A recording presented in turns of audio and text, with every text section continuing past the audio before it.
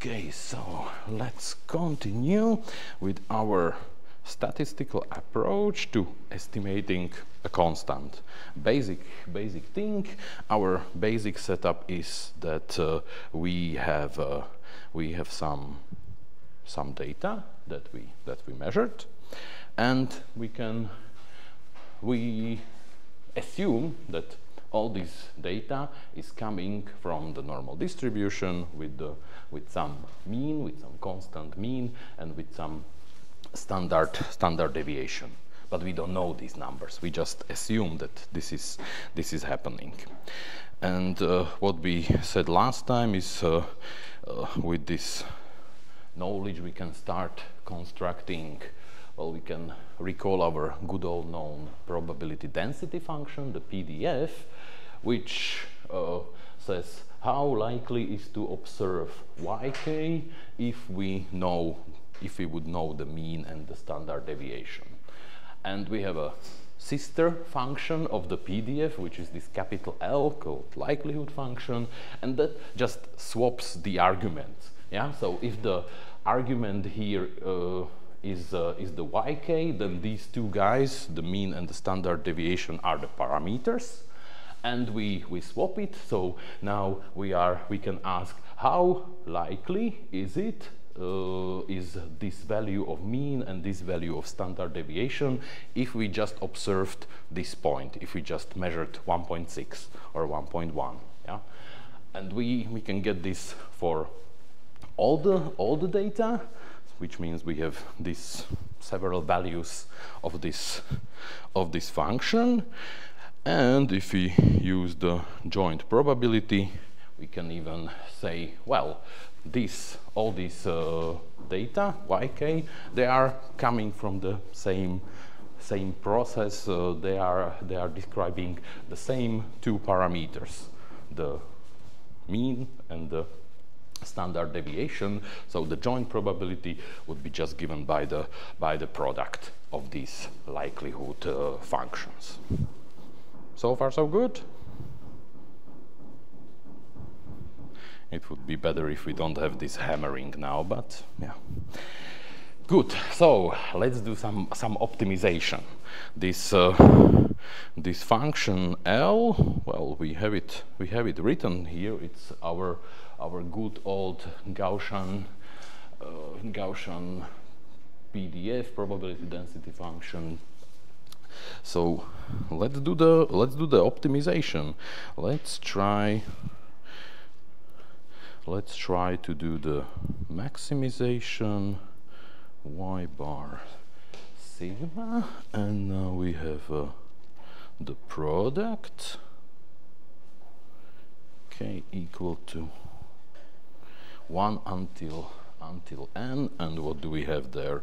First, there is this normalization constant, 1 over square root of pi and the sigma, and then we have the exponential term. The exponential term would be e to the minus. We need to have our data points, yk minus the y bar squared divided by 2 sigma squared.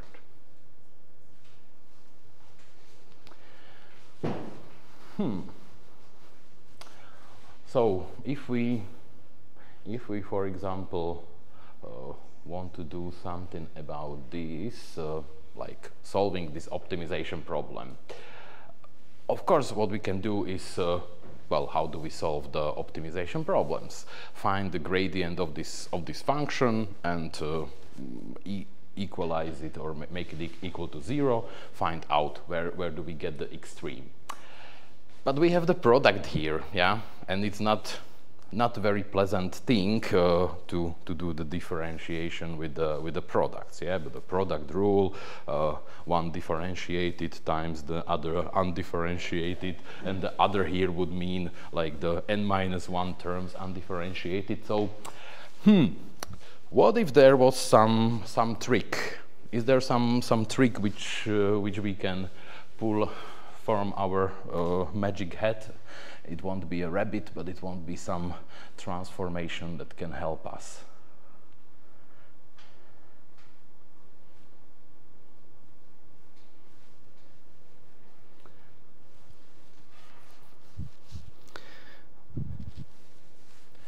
So the products, yeah, we have there. We have a multiplication. So we have a times b. So what if, let's write it better. So a times b. Can I get something? Can I have some transformation that will do this? Yeah, something is missing there. From the products, I get the summation.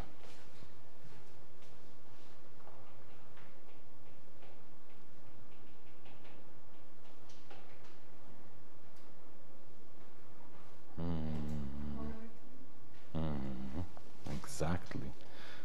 Right? So if we take a logarithm a times b, we get logarithm of a plus logarithm of b. Very good. Sounds now that okay, we are just now messing with this logarithmic function. Maybe I should write ln to have the natural logarithm, because it also will come in handy. We have the exponential function here, so of course we know that if we take the ln of e to the x, we just get the x back. Yeah, so the logarithm might be the right thing to do. So let's first apply the logarithm and see what we get.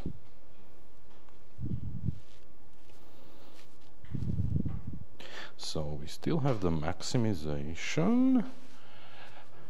So basically, if we take the logarithm, then we change the product, this capital pi, to the capital sigma, to the summation. Okay, from 1 to n. But inside now we need to write the logarithms. Let's first put the let's start with just taking the logarithm as it is, and then we can apply it to the yeah, and then we can apply it further. So far so good, yeah.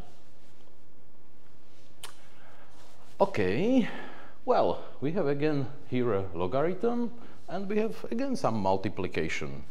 So we can quite nicely continue. The logarithm rule still, or this identity still holds. So we get the okay, let's keep it like this for a while. Okay.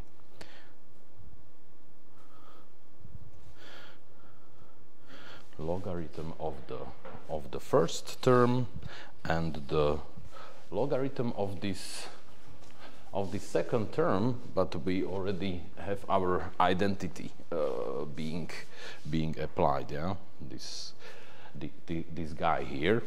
So our e just now nicely magically disappears. So we just get yk minus y bar squared divided by 2 sigma squared. Looks already kinda more pleasant. And now maybe we can do, maybe we are more used to the minimization than the maximization. It doesn't matter much in this case, but it would just turn out turn out to be nicer to do the differentiation later. Maybe one comment to that. We applied the logarithm to the objective function in the optimization problem. Did we change the location of the optimum? Yeah, that's what I wanted to ask, because I can understand how we could just put logarithm to this different. Okay, good question. So which side you are? We cannot do it, or we can do it? We are doing it, so we probably can. Magic trick. It's relatively easy if this function is monotonous. For example, if it's increasing, then we are completely fine, because what we are doing. How do we? What is the picture to? I mean the basic picture is to just plot the logarithm, how it looks like. So what does the logarithm do to the x? We have x's starting somewhere at 0. So our x's go like 1, 2, 3, 4, 5, 6, and so on. Yeah, this increasing sequence. But what does the logarithm do? Well, it will take the logarithm of here is the logarithm of 1. Yeah, that's definitely smaller than the logarithm of 2. That's definitely smaller than the logarithm of 3. So we still keep the same extrema. It's actually very similar. Let me switch to our previous notes when we were plotting this. When we were plotting this, we tried to construct this probability density function. So if we apply the logarithm, so going from here to here, our maximum in this case, our extremes, they do not change. The function looks different, but the location of the extremes is still the same. Convincing? But how do we know that the original function was monotonous? No, it doesn't have to be monotonous. It's just whatever was smaller in the original world stays smaller in the transform world. Yeah, that function. So the function that we are doing the transformation with, that has to be monotonous. If it's increasing, then basically nothing changes. If it was decreasing, then we would need to put like minus sign, yeah, like to say that whatever was smaller is now bigger, and vice versa. Okay, so it can be generally used. Yeah. Exactly. Okay. So what now? Let's continue. It still doesn't look as easy, but it will soon become. Okay, so let's do another transformation. Let's transform this to minimization, and you saw this in your optimization class. So how can we do this? And now this doesn't have to do anything with the monotonicity of the objective function or anything like that. So we want to maximize this function is the same as we want to minimize the negative. The negative of the function. Everybody happy with that? Everybody recalls that? Perfect. So let's do that. So we go for minimization, sigma. Maybe we can plug in the minus sign already. So the sum from k equal to 1 until end. if we make this one negative, what are some other logarithm rules that we could use? Yeah, basically for example, I can rewrite very easily this one analogously.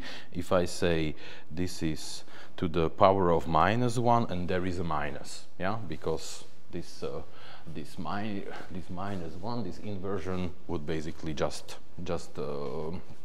annihilate.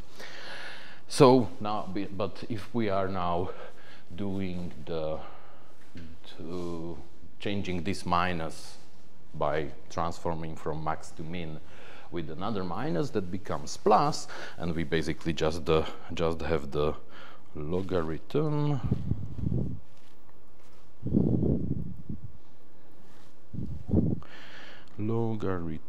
of the square root of 2 pi and sigma.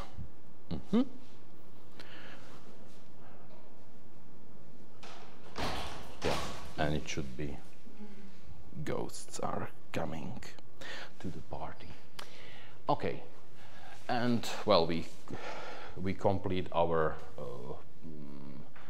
multiplication by -1 of the objective function, and we start to see here something very similar.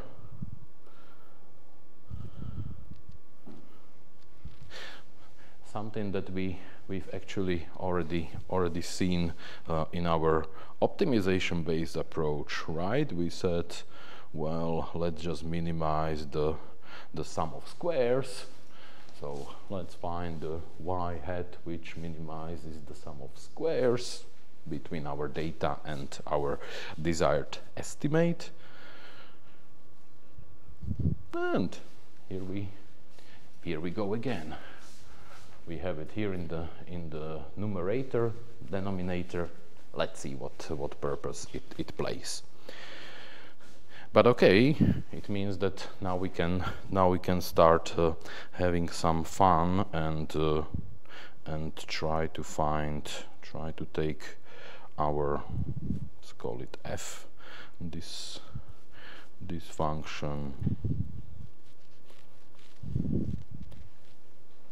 So will we get, with respect to y bar, so will we get what will we get if we take a derivative of this function with respect to y bar? The same as for the yeah. Yeah, just, well, almost the same. Of course, this first term doesn't involve y bar. We are free of writing that. What we can just maybe rewrite it in a different way. We get this constant 1/2 over sigma square, and what did we get by differentiation? So we get 2 times yk minus y bar. We can even put this minus, but actually, since our left hand side is 0, none of these constants actually matter. I mean, these two will cancel out. That's why it's usual that we will find the 1/2 in this kind of expressions. It's just easier to handle, but they do not matter at the end. Let's just swipe to our previous lecture. Yeah. This is what we are. This is basically what we are getting. The sum of yi. Why did I call it I last time? There should be k to be consistent. Sorry for that. Yi minus y hat. Sum of them should be equal to 0. We have we have the same thing here. 0 should be equal to the sum yk minus y bar, y hat. So we already know where it leads, yeah? So we can say like the estimate of our mean is the good old sum of our data points. So it's not only optimal in the term of least squares, it doesn't only work well, this arithmetic mean, if we are just doing some experimentation. It's also the statistically most probable, statistically most likely. That's why this function is called where is it? Where is the function? That's why this function, the L, is called likelihood function. So we just get our maximum likelihood estimate. Okay, not great, not terrible. We just basically got what we somehow already knew. There are now several things where we can go ahead and use to our advantage. For example, we have some information about our sigma here. So we can also do the estimate of the sigma. Yeah, if you recall, it was one of the two parameters of this likelihood function, or of this joint likelihood function. We can also estimate that one. So let's have some further fun with the derivatives. So what if we now take the 0 and differentiate this function with respect to sigma?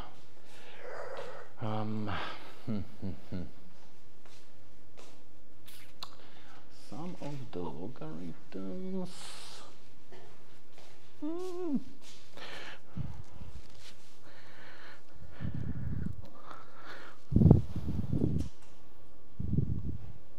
Let's see how it can work.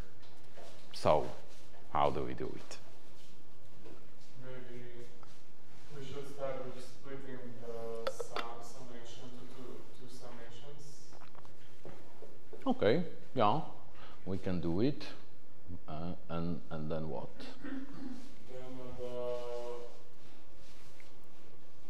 Then we could take constant out from the other summation, the minus the yk minus y squared is the constant. So we take it out. Okay. And then we can derive the 1/2 sigma squared.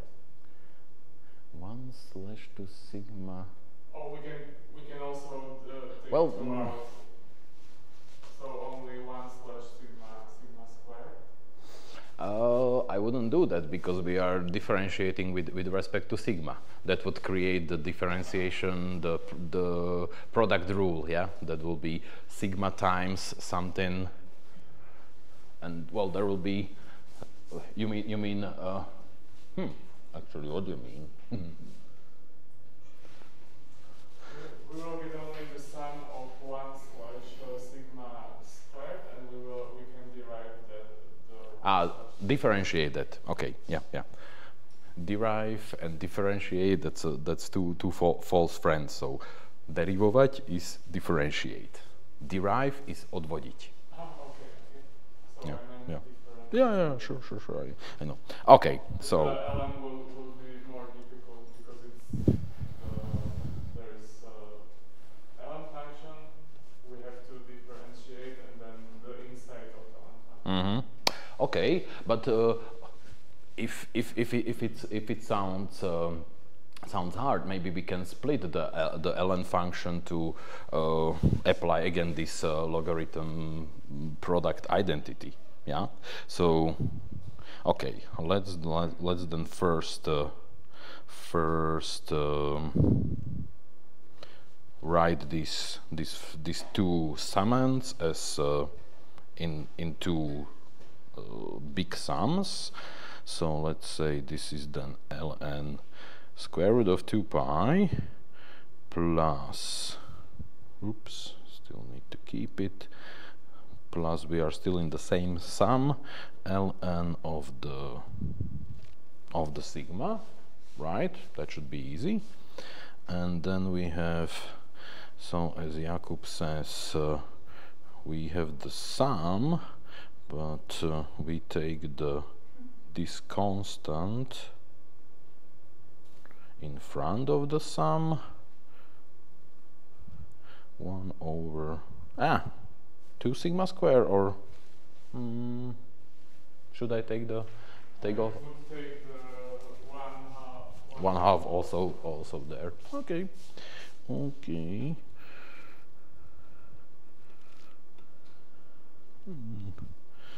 Somebody told me yesterday, some student, if I hold some, okay, getting more educated this semester with the tablet. So maybe we can do 3 sums now, and yeah, but I mean, first sum will be 0 because it's constant. Exactly, yeah. There is no sum somewhere in front of the It's like together. yeah. Well, Yeah. It's a good comment. Yeah, I should have.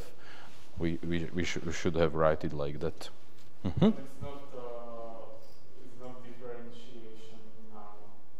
It's not equal to. Okay. Okay, let's do that. Okay, so I'm not professional yet. What I wanna write, d by d sigma. Wow. Yeah, something like this. But then we can also say, okay, we need the bracket here because, yeah. But well, if we understand what we mean, it's fine. I hope.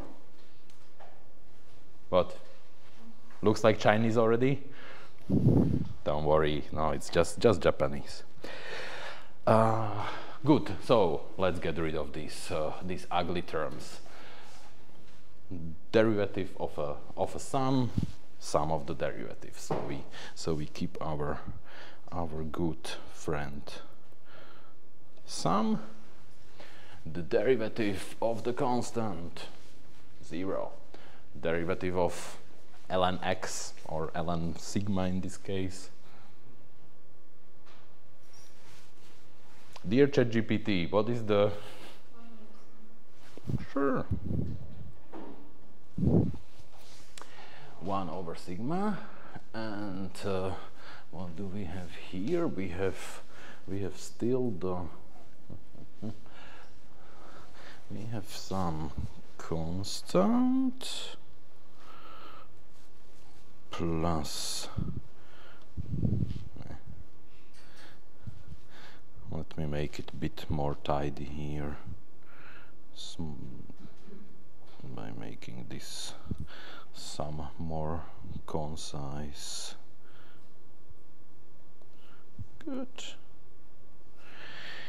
So yk minus y bar squared divided by 2, and now So we get minus 2 from the 2. Mm-hmm. The 2 changes to 3. Okay. Yes. Exponent. Yeah. Divided by sigma cubed. Yeah.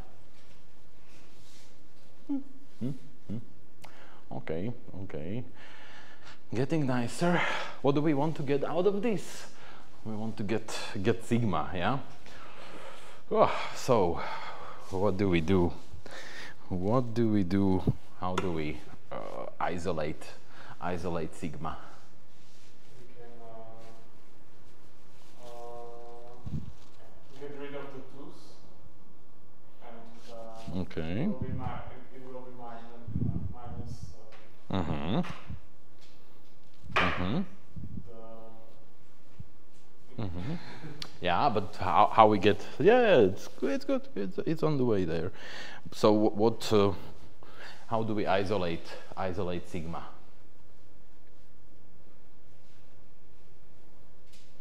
It's like a puzzle, like a riddle, crossword. We did it the last time with something with n times, but I don't remember. N times is fine, but well, what I don't like is that we have everything in the denominator. It would be easier if it goes up to the numerator, yeah? So what can we do? We can multiply the equation by sigma cubed. Yes, sigma cubed, so multiply everything sigma cubed. Yeah, it shouldn't be a big problem. Let's keep the sum here, so this is sigma square now, right? Good. Then we have this constant here.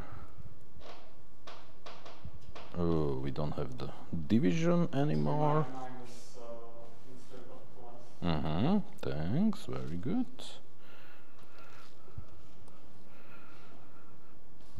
No. I just want to move this bit down, and we have the sum. What do we have? Sum of ones?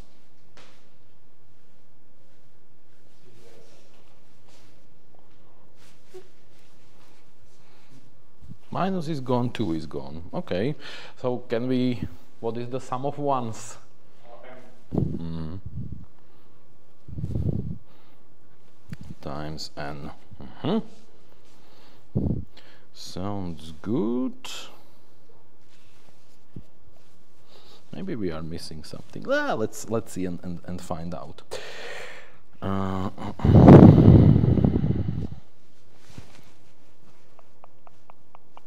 There is something missing there. We'll see. Okay, so how to isolate now our sigma square? We can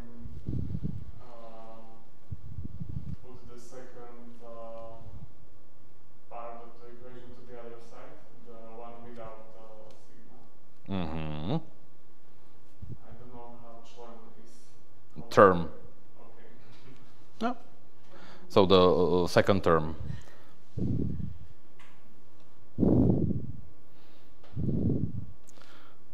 This n here is too much. Why is it there?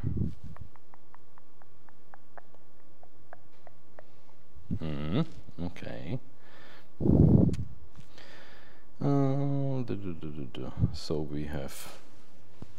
So we add this last term to both sides, which means now it appears on the left-hand side, and we have the sum of sigma square. Yeah, it is the sum. Sum of sigma square. What can we say is the sum of sigma square?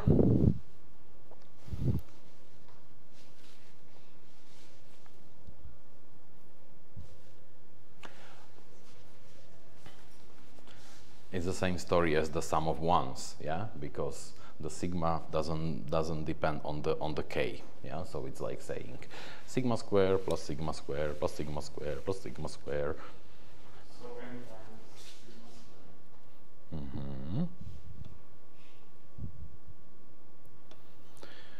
Which Sigma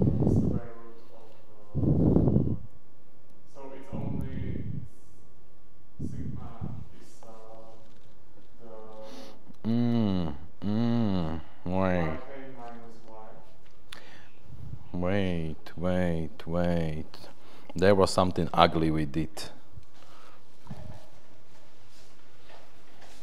This sum needs to remain here, right? We cannot take the we cannot take it out because it has the factor of k. Okay. So let's do the reconstruction. Reconstruction. Somebody needs to remember what was our original form. Okay. Yeah.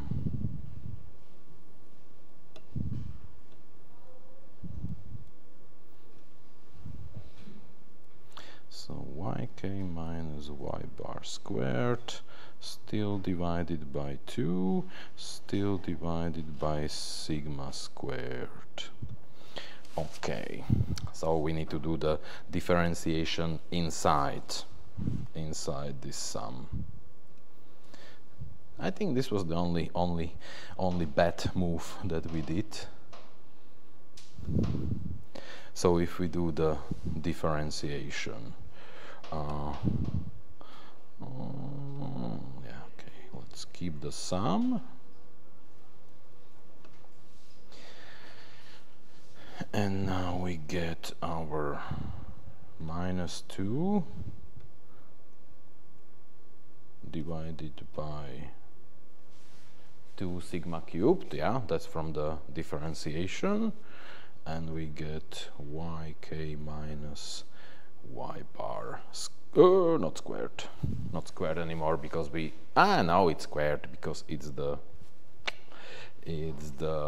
constant. Okay, now if we multiply it by sigma cubed, what we get here, we get rid of the 2's, we have the minus sign here, we keep our bracket squared, but we don't get this n, yeah, because that's still we keep the sum, which means we don't have this n.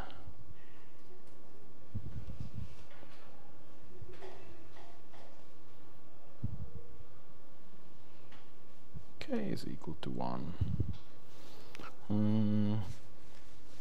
Anything might be missing. This one was good.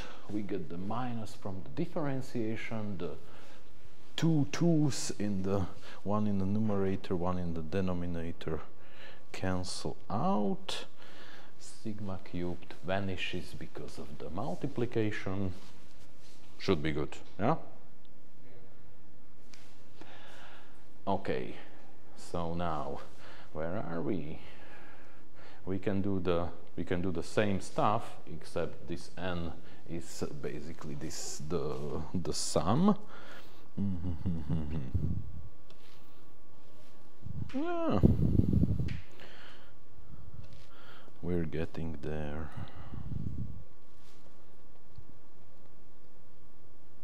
Yeah.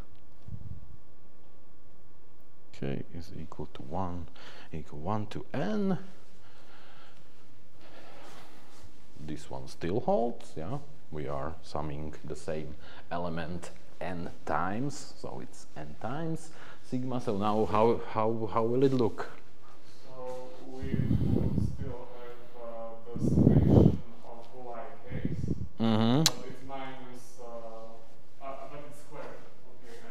Okay, I forgot. Yeah, we have the sum, but if we now make this sigma square alone, we get rid of the n.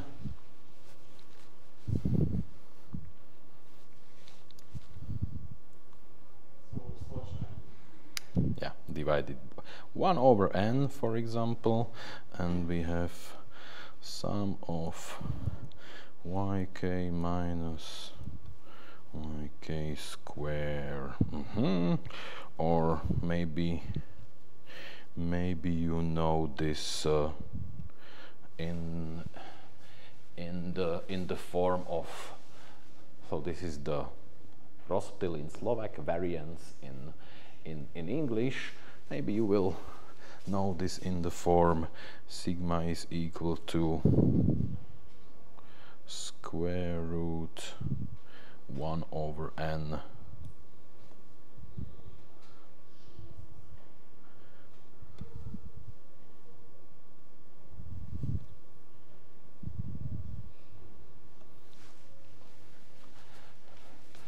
yk minus y bar. Basically, it's like a almost recycled definition of what standard deviation is, or let's say, what is the variance? Variance is the average distance of the data from the mean. Yeah, this is what gives always this width to this Gaussian bell curve, and our sigma is basically just the square root. You might have, and I'm sure you saw, you might have seen, you definitely saw this kind of relation, but maybe in a slightly different form, because what we got here is not a very good estimate. So what we just found, we just did the estimation. This sigma is now telling us, okay, we got all this data. We estimated some mean. It does not have to be at the value of 1. But this sigma is telling us the best estimate for the characteristics of the noise, well, is this number. So this is how our sensor is off on average.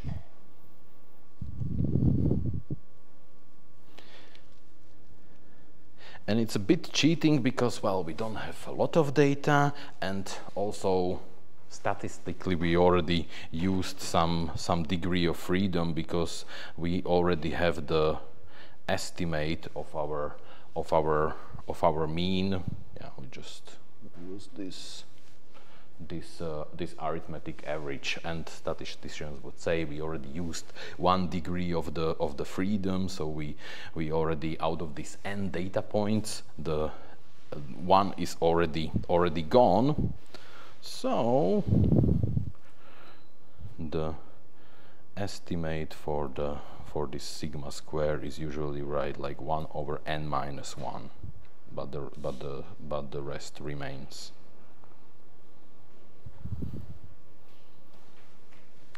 You've seen this one, right? Even I remember it even from high school. We used to do some measurements and then write some statistics, and this was the standardized error. Yeah, something like that. Sounds familiar? Yes or no? Okay, so this one here with the -1. Well, what will happen? This -1 will make this number this estimate slightly bigger, right? Because we are not dividing by the n, by 1,000 measurements. We are dividing by 999. So it gives a slightly higher number. It tries to not underestimate the noise. And yeah, if you wanna read farther, this is called the Bessel correction.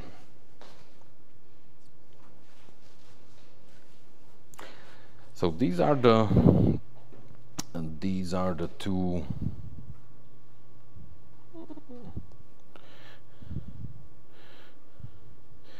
two interesting points that we can get from this statistical approach, but it doesn't stop there. We can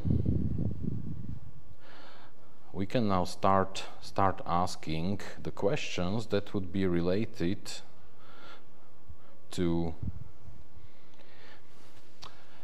what we did here last time. Last time we we repeated 1,000 times the 1,000 measurements. So in fact we did million of measurements in order to get these statistics. Yeah, each number here in this histogram box plot was a result of taking 1,000 samples, finding the average, and noting the value, and we repeated this 1,000 times. Yeah, we called it race last time. Question is whether I can already say from taking just the 1,000 samples, finding one point somewhere here, whether I can say how much this point is off. What is the error of the estimate? We cannot do this with some optimization-based approach, but the statistics will reveal this. So there are few checkpoints on this way. So let's say this is about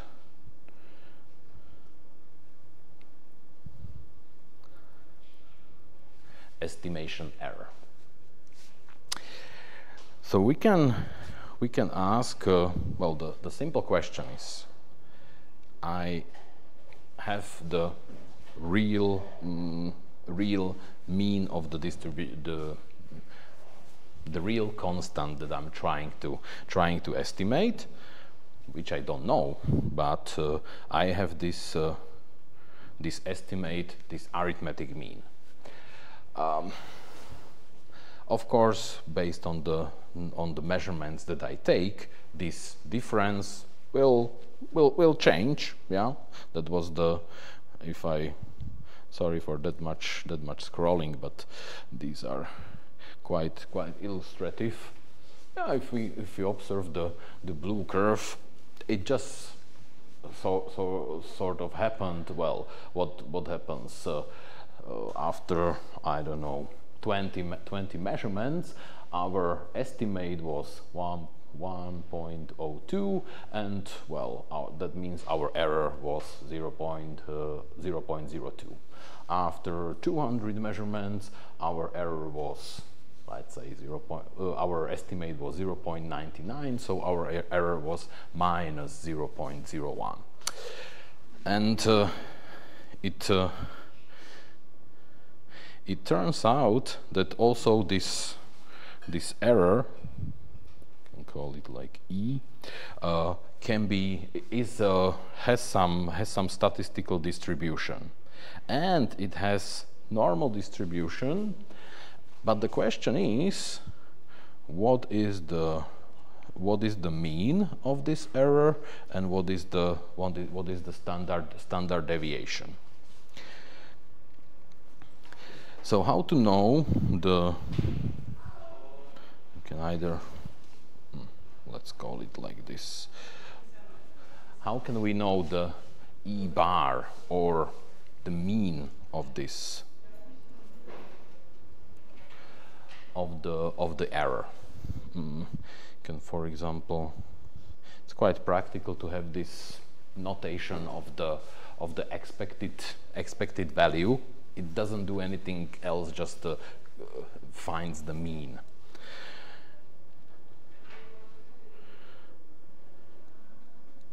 Yeah, so we cannot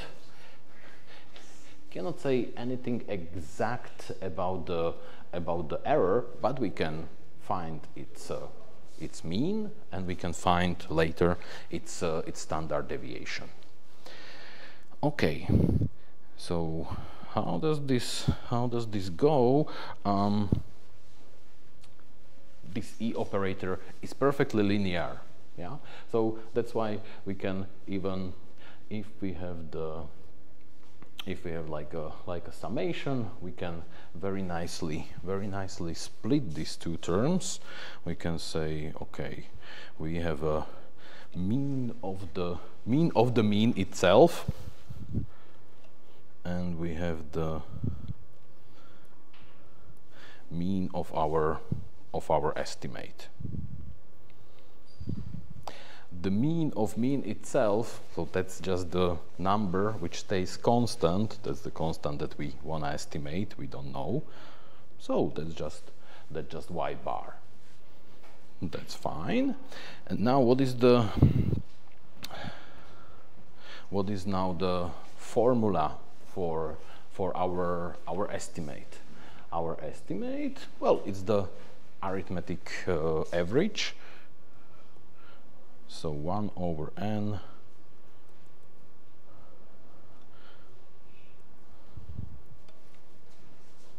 now this guy here.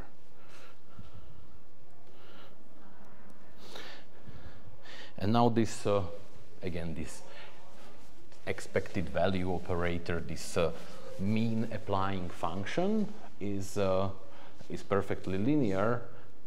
And well, if we have constant inside, we have some summation inside, everything can be factored out. So we have y bar minus 1 over n, and the sum of the e yk.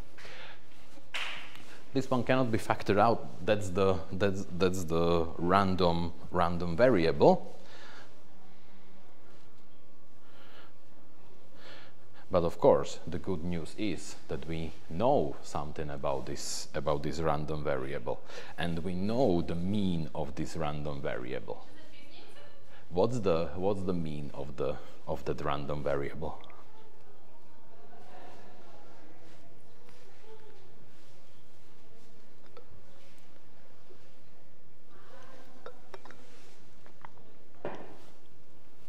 Very lost. Don't worry. The answer is so easy. Ah, now I moved something which I didn't want to move. Okay, good. Now, our yk comes from this distribution, so we know its mean is going to be y bar. Oh, simple. Very simple.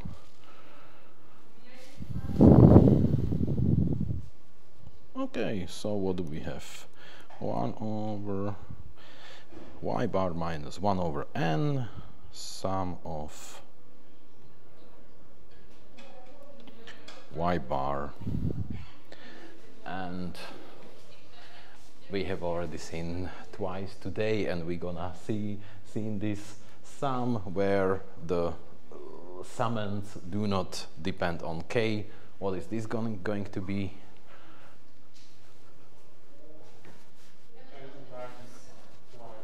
N times y bar, which means, okay, let's write it down, 1 over n times y bar, which means y bar minus y bar, which means 0. Okay. What did we try to find out? Well, we try to find out what is the mean of the error. So if we take enough measurements, so if our number of the measurements will be increasing, our estimation error will converge to 0. Our estimate will converge to the true value. Yeah, it's a big thing. It even has its name. It's called. It says that the arithmetic mean is unbiased estimate.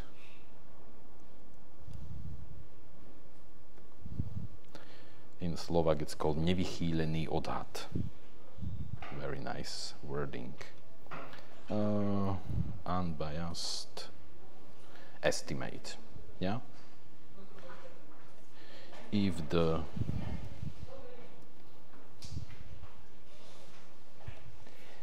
the n goes to infinity, our estimate will be very, very close, or will be the same as our sorry, as our true value. If we do the Same thing for the geometric mean. Well, we won't find it. Yeah, we will find out it is a biased estimate. There will be a certain certain offset. So very interesting, very important property. And it doesn't stop there, because so we now know that this one goes to 0 if n goes to infinity. So that's our statistics of the estimation error. And now the question is, what will be this? Let's call it maybe sigma e, the standard deviation of the error. And this one is going to be a bit harder.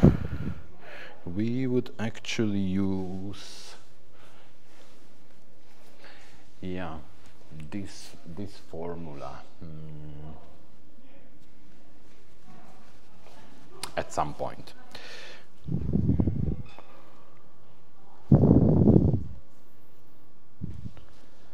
So now we want to find, let's do it like this. The variance of the estimation error, well, it will be the expected value of what? Expected value of how our estimate is distant to the true value. Almost the same as we had before. This square now changes. Now changes everything. Yes. Is it correct? Let me see. Because this derivation is the hardest. I don't wanna start and propagate some error there.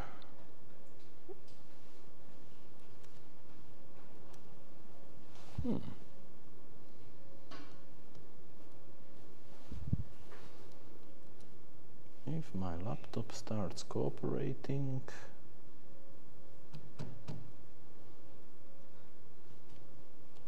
no, it doesn't.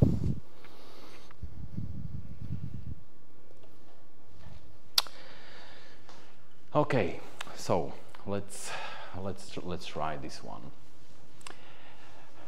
We need to find the mean of this square. So for the mean, we already know what to apply. We should get the 1 over n.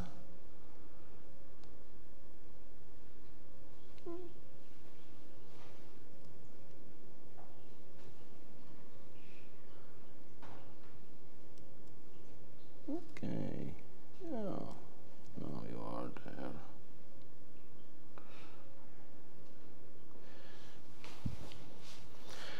Oh, okay, 1 over n comes later. We should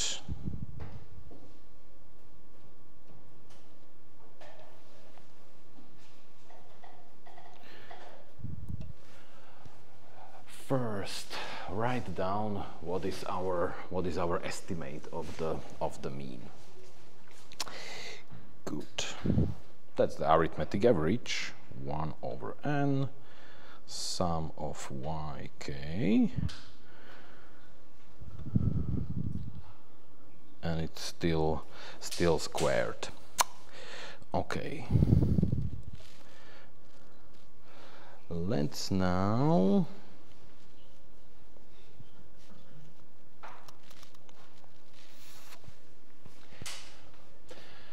what we can do to make this easier, we can now take this 1 over n out. How can we take it out of this square?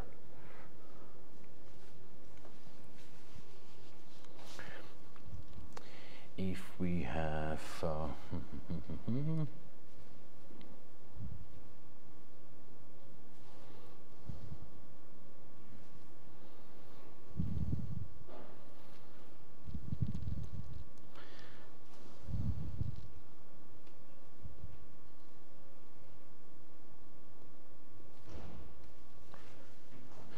okay, let's say we have a term like this: a minus n times b, and we want to isolate this n in front of this bracket.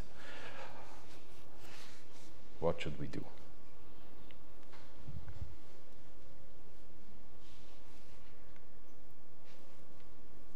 How would you proceed?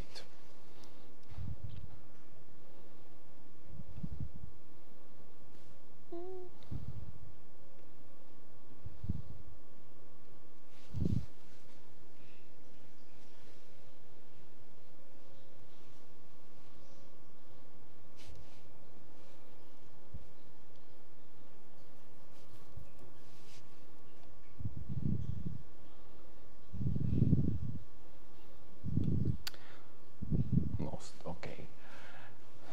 We can, for example, imagine here something like this.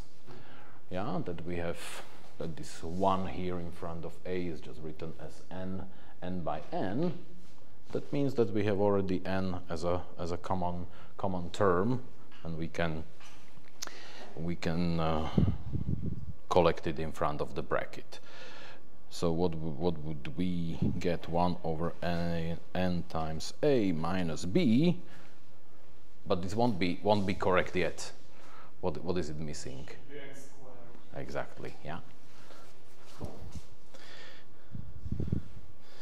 Okay, so let's now try to apply this this here. So what we need to make with this y bar, well, let's just imagine, oh, pretty much the same thing, that we have n over n, and now we are taking out 1 over n from this expression, and we take it out as 1 over n squared.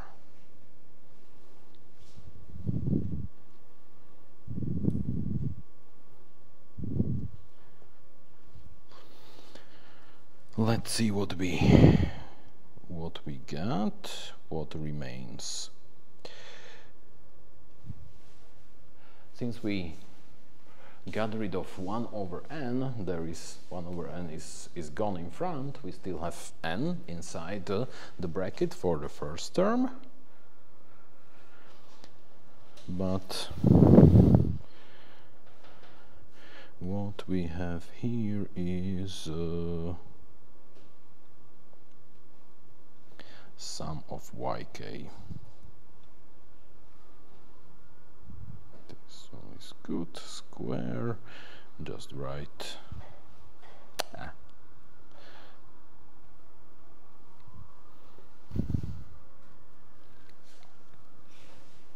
Okay, just the cosmetic change so far, and what we can do now is you remember our formulation with if we are summing sigma plus sigma plus sigma n times, we get n sigma.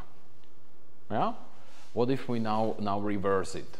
So what would be this expression if we want to write it with some summation?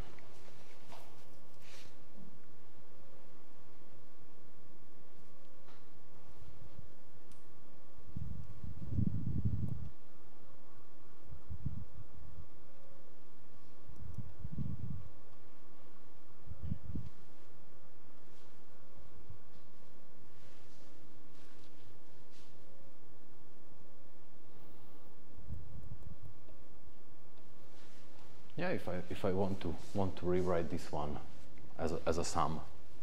So y bar. Y bar, yeah, easy.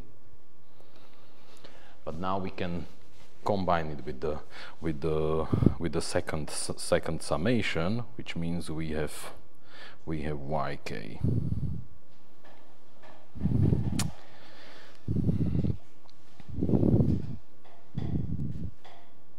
Yeah. We would be almost done here if the only problem is this bracket.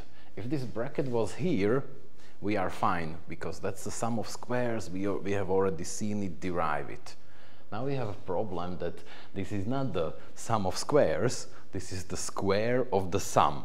And that's not, in general, the same thing, yeah? It's just, what is it? A plus b squared is not the same as a squared plus b squared, right? We all know. So there are these cross terms, a plus b, in this case like y1 times y2 and so on, which will make this problematic. They will make it problematic if we are not doing this in the statistical sense. So we are taking average of this expression. Yeah, that's what the expectation operator means, and we will have this later. So we can do here a big star that will say we require in the pen dense, which would basically mean that the expected value of the y1, or let's put it more generally, that the expected product of whatever, they cannot be, they do not have to be even consecutive, no, of whatever two measurements will be zero. Just bear with me for the moment. In the next or the lecture after it, we will see why this holds. If the samples are independent, what does it mean they are independent? The noise is independent. So if I measure the temperature in this room now, the value that I measure will not influence the value that I measure in the next minute, in the 10 minutes from now. Yeah, it's the noise, the current noise doesn't influence the future noise, and vice versa. Yeah, so it's relatively reasonable assumption.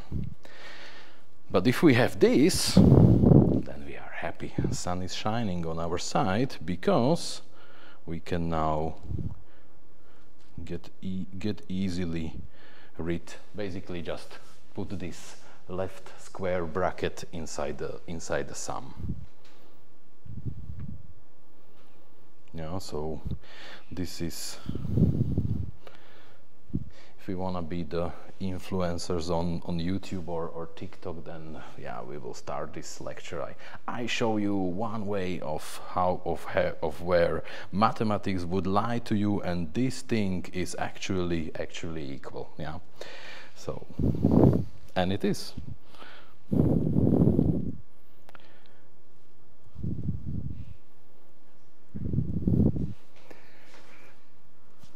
Right. Okay, we can start to celebrate, because this is already something that we know, that we have seen. Where have we seen it? Well, basically just here, because our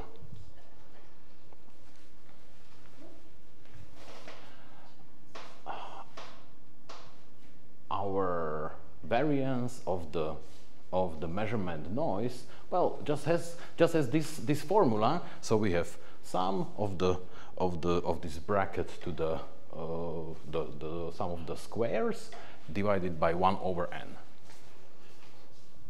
Well, this is almost it. This is 1 over n. There is one more n extra, which is good. And now we have the sum of squares.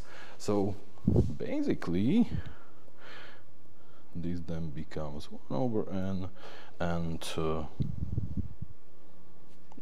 let's just write it as a sigma square. Okay.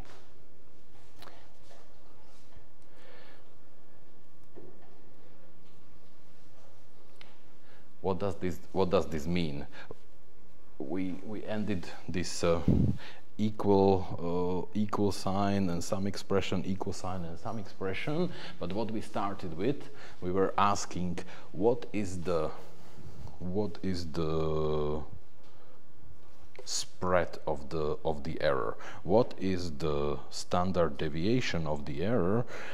So, for example, we have now this result, which is in terms of variances, but let's for example think about what it means. Sigma here is how much noisy our sensor is, so how much it will throw our value that we want to measure off.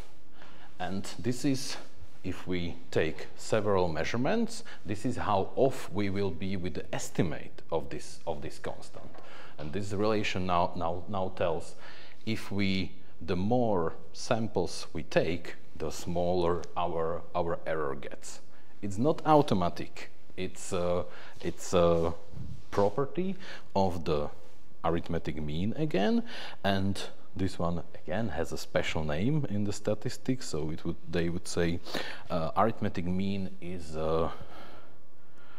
we had unbiased estimate, and now they would say it's consistent.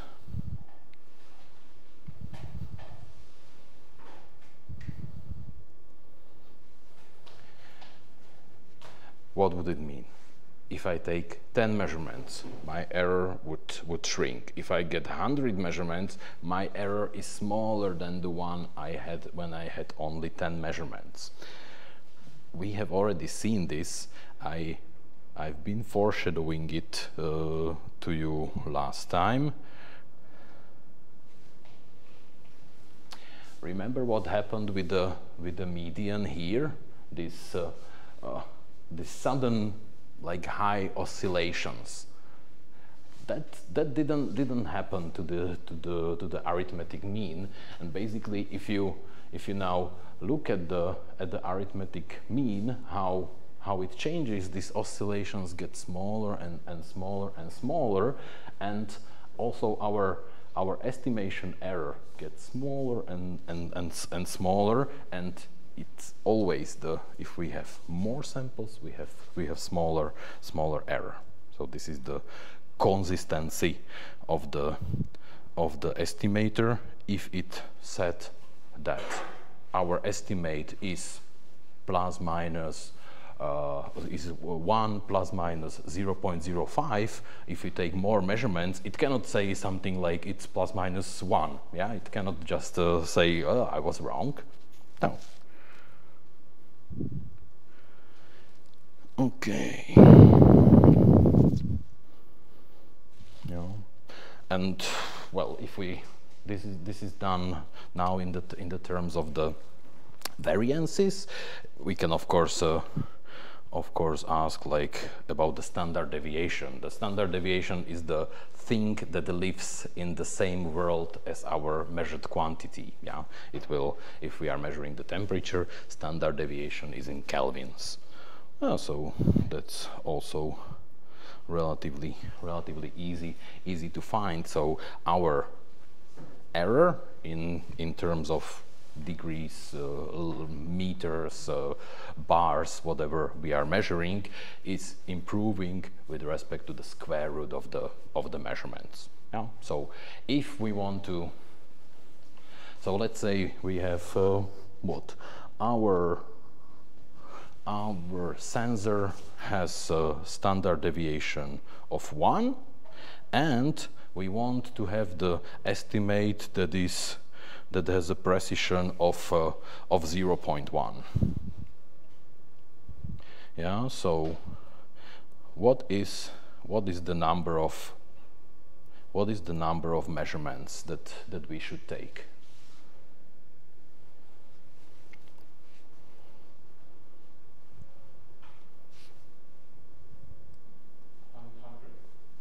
Right? Yeah. Patricia agrees. You are the Patricia, aren't you? No, okay. So what's your new personality? Okay. Yeah.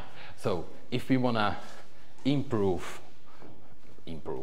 if we wanna make sense out of the measurements that have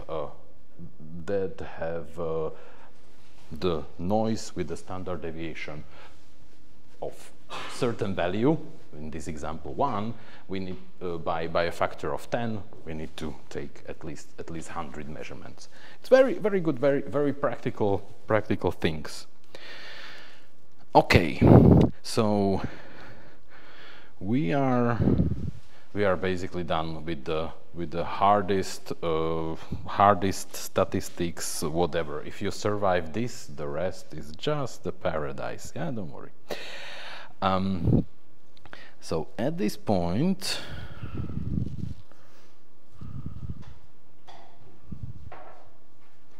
we can already say something about the distribution of our error. We already characterize it. We already know that our estimation error, so E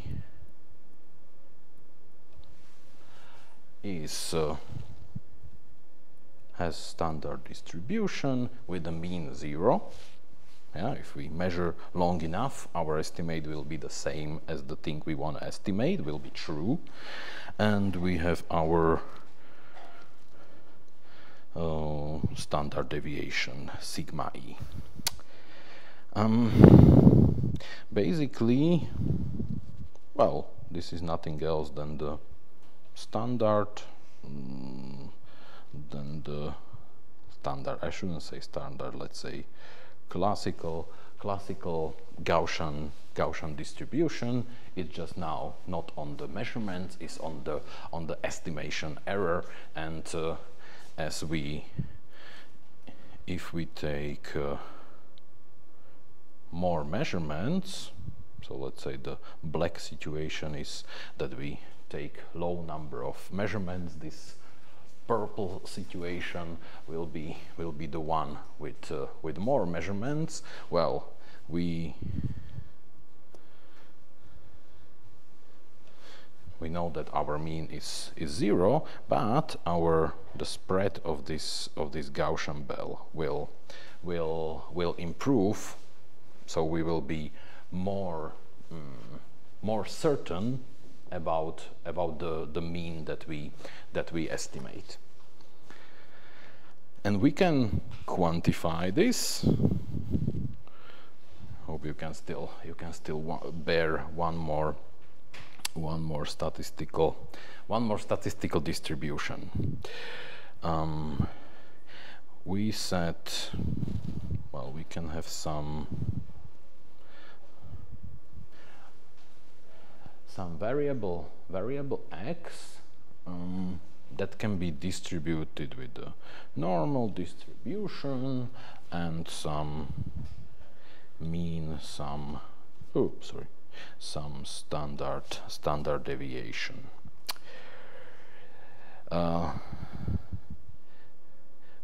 What becomes more practical, what we will use is, well, to know what is the distribution? So if x is normally distributed, then what is the distribution of the x squared? You can maybe just try to picture this out. So if x, even if it has a 0 mean, then the distribution is like this. What would be the distribution of the x squared? Well, the negative values do not play any role here anymore, because, well, x squared cannot be negative. So this distribution actually looks maybe something like this. Yeah. Shape doesn't matter much. And this one, you might have heard it. That one is called key squared, chi kvadrat in Slovak, key square distribution. What is nice about it is that it can have several parameters,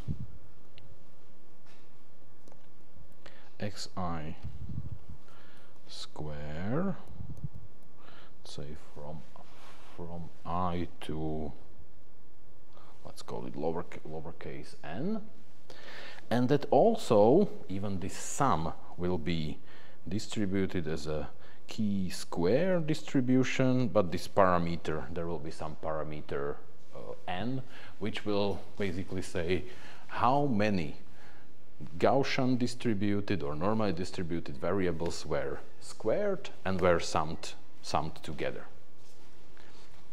That will come in handy later when we have when we are not estimating just one constant but several parameters. So basically what we can say about the using the chi-square distribution about our estimation error. We can say we have our y hat, we have our estimate, y bar, so we have the true constant, we have the estimate of it, we know its standard deviation. So this would mean that we will just normalize. So this thing here would actually have 0 mean and just the standard deviation of 1. That's one thing. So if we now use the chi-square distribution, we would get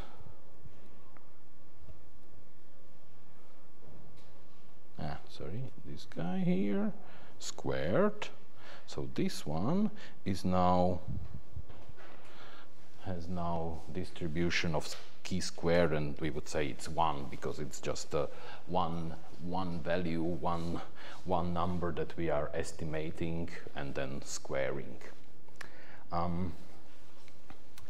And what we can do now, if you recall our just one side. If you recall our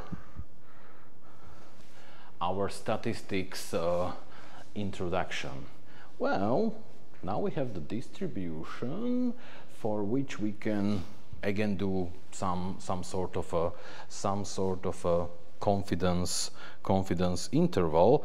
We can ask if we have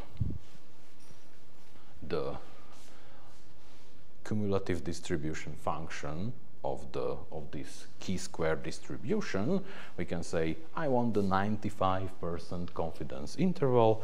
Give me the value which would represent maybe this yellow value, which would represent the how much this squared normal variable will be of its mean. Let me just write down what I mean. So this one will be now less or equal, yeah, that was the condition in the cumulative distribution function, of quantile of some key square distribution. We can denote it like -1 because we are getting this quantile or percentile, and we can even say this alpha as a parameter. So this will be the alpha percentage probability, or alpha percentage confidence interval, in Slovak interval spoľahlivosti. And this is now fine. We have now some concrete numbers. So let's say we now play with this. If we take a square root of the inequality, what should be the result? If you take x squared is less or equal 4, what if we take the square root? What is the expression that would express the former inequality? So it will be between -2 and +2. Yeah, exactly. Okay, so let's apply it to our former expression. So it means that we have minus square root of this chi-square monster.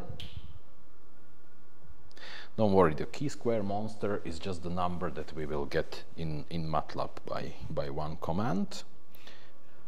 Less or equal y bar minus our estimate divided by sigma e and the same chi-square monster. And let's complete this. So what can we say now about the real constant that we are trying to estimate? We don't know this number. What we can get is the estimate. We can also get the standard deviation of the estimate, but we can easily find out that this is, let's take our estimate here, and on the left hand side we are subtracting this sigma e square root of this chi-square monster, and on the right hand side we are adding the very same thing.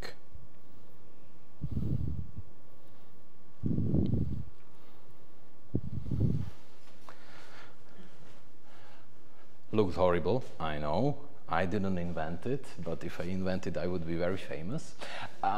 This is how we can. So all these things on the left-hand side and the right-hand side is what we can calculate from data. Arithmetic average. This is what was it? If we estimate the standard deviation of the measurement error. Yeah, this is the one with the square root of the number of measurements. This is a statistical function which we just get its value from MATLAB, so we can very easily find out how far is our estimate from the reality. So we can basically get the interval left, right. The reality is between minus 0.01 plus 0.01, for example. And we know if we take more measurements, this interval will get smaller and smaller. You survived the hardest part of this statistical things. Any questions to that? Comments?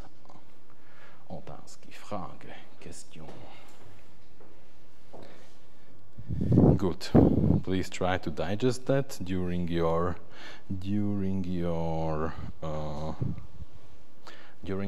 exercises. Where did I put the? And let me know what you thought of this lecture. Thank you.